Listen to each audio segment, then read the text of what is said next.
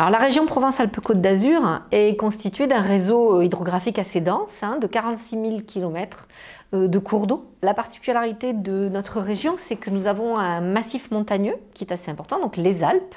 La plupart des cours d'eau proviennent des Alpes, descendent vers le littoral pour arriver soit directement en mer, soit sont des affluents du Rhône. Nous avons également la particularité d'avoir tout un tas de petits cours d'eau côtiers. L'ensemble de ce système présente des particularités hydroclimatiques intéressantes, c'est-à-dire qu'on peut avoir des crues extrêmement fortes à certaines périodes, et puis on peut avoir des périodes d'assec extrêmement longs qui sont soit naturels, nous avons des rivières qui sont sur des socles karstiques, donc l'eau a tendance à s'infiltrer, soit ces assecs sont aggravés par les prélèvements qui peuvent se faire directement dans ces cours d'eau. La région PACA, elle est dans le bassin méditerranéen, qui est considéré comme un hotspot du changement climatique, notamment pour tout ce qui est régime hydrologique. On observe une augmentation depuis le début de l'ère industrielle de 2,1 degrés. Donc c'est 1 degré de plus qu'à l'échelle de la planète, où on a vu une augmentation des températures de 1,1, et ça s'est accéléré ces dernières années. Sur la ressource en eau, il y a un autre facteur, c'est la diminution forte de l'enneigement qu'on observe, et donc durant l'été, la fonte va être plus précoce, on n'aura plus le soutien lié à la fonte des neiges sur les débits d'étiage des cours d'eau, et donc une période de sécheresse et d'étiage plus longue et plus intense. En plus, on est dans une région fortement touristique, et donc c'est une période où il y a plus de monde, donc les prélèvements sur l'eau vont être plus importants. Il fait plus chaud, plus sec, les agriculteurs ont besoin de plus d'eau, et nous-mêmes en tant que citoyens, plus il fait chaud, plus on consomme d'eau. Donc la tension sur l'eau va être d'autant plus importante. Donc moins d'eau disponible, plus de besoins, plus de prélèvements. Donc on va vers une forte tension sur la ressource en eau. Et ça, c'est des tendances qui vont se poursuivre au moins encore pendant 30 ou 40 ans. Alors, notre biodiversité est effectivement remarquable dans la région PACA. Nous sommes identifiés comme un hotspot de biodiversité mondiale au niveau de la Méditerranée. Ça tient à cette formation géographique qui est assez particulière, puisqu'on peut avoir des cours d'eau qui naissent dans les Alpes et qui se jettent les mêmes directement dans la mer. Et donc cet étagement de différentes structures biologiques est effectivement très intéressante. On a à peu près 50% de nos cours d'eau qui sont en réservoir de biodiversité. Donc, compte tenu de la tension qui s'exerce sur nos eaux de surface, qu'on sache un peu plus et un peu mieux connaître nos eaux souterraines pour savoir quelle potentialité elles peuvent nous apporter. La région s'est mise très tôt à l'abri des pénuries en créant tout un aménagement qui s'appelle l'aménagement Durance-Verdon, et donc qui part des Alpes et qui permet de transférer de l'eau jusque dans le littoral par l'intermédiaire d'un réseau de canaux qui sont soit des canaux d'irrigation agricole, soit ce sont des canaux pour l'eau potable, comme par exemple le canal de Marseille, le canal de Provence.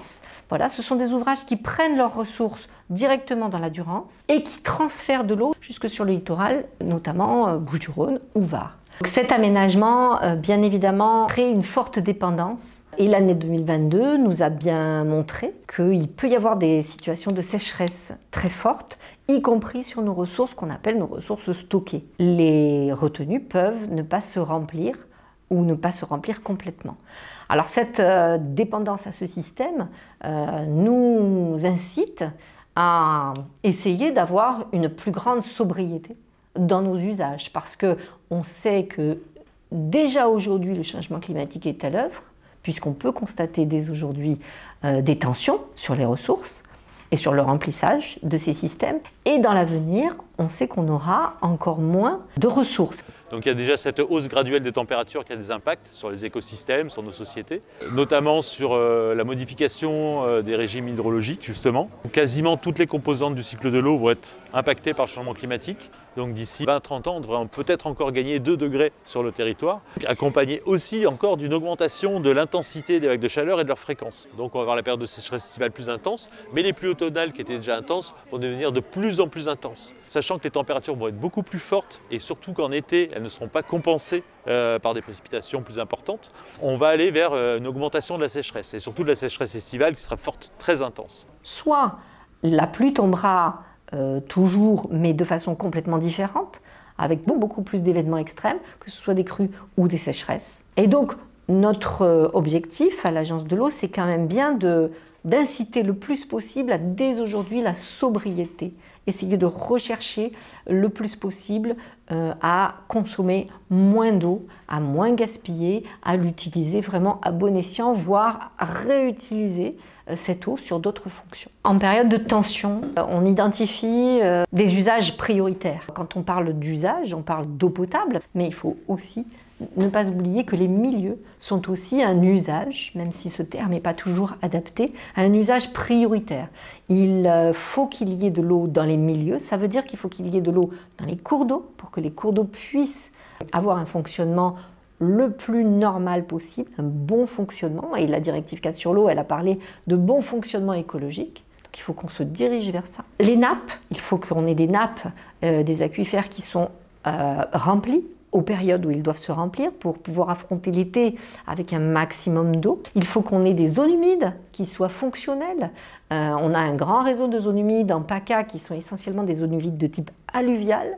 Donc nos bords de cours d'eau sont des réservoirs de biodiversité extrêmement importants à travers les zones humides et leurs ripisylves. Donc voilà, il faut que nos milieux soient de bonne qualité pour qu'ils puissent continuer à exister pour eux-mêmes, avoir des sols qui peuvent contenir plus d'eau, avoir des espaces de fonctionnement des rivières qui sont respectés, avoir des forêts aussi, et des forêts qui fonctionnent bien. Là, les forêts peuvent jouer un rôle important, notamment elles permettent de maintenir les bassins versants, de limiter le ruissellement et favoriser une partie de l'infiltration de ces pluies intenses aussi. Il ne faut pas attendre d'être en crise pour pouvoir agir. Quand on est déjà en crise, c'est déjà trop tard.